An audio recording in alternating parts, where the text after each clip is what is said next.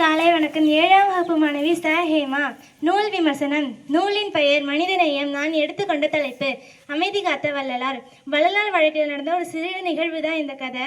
வள்ளலார் தன்னோட இளம் வயதில் ஒரு பாதையாக நடந்து போயிட்டு இருந்தாரு. அப்போ அவருக்கு ரொம்ப சோர்வு ஏற்பட்டதுனால ஓய்வு எடுக்கணும்னு நினச்சாரு. பக்கத்துலேயே ஒரு சத்திரம் இருந்தது. அதன் திண்ணையில் படுத்து ஓய்வு எடுத்துட்டு இருந்தாரு. அப்போ அந்த வழியே வந்த ஒரு திருடன் வள்ளலார் காதில் இருக்கிற தங்க கடுக்கனை பார்த்து அதை தனக்கு சொந்தமாக்கிக்கணும்னு ஆசைப்பட்டான். வள்ளலார்கிட்ட போய் அந்த கடுக்கனை எடுக்கும்போது வள்ளலார் அவனோட செயலை அறிஞ்சு அமைதியாக படுத்திருந்தாரு. அவன் இன்னொரு கடுக்கனை கழிச்சதுக்கு ஏதுவாகவும் திரும்பியும் படுத்தாரு.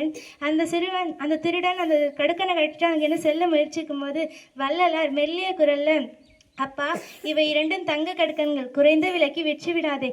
மேலும் நீ ஒரு கடுக்கனோடு சென்றால் உன்னை திருடன் என்று எளிதாக கண்டுபிடித்து விடுவார்கள். அதனால்தான் நீ 2 கடுக்கனையும் கிழற்றுவதற்கு ஏதுவாக திரும்பி படுத்தேன் என்றார். இதனை கேட்ட திருடன் வெட்கத்தில் தலை குனிந்தான். இப்படி தன்னோட பொருளை கவர நினைச்சவனுக்கு கூட கருணை காட்டியவர் வள்ளலார். இதுலேருந்து நீங்கள் என்ன தெரிஞ்சுக்கிறீங்க? நம்மளே வள்ளலார் மாதிரி மனிதநேயத்தோடு இருக்கணும். நன்றி.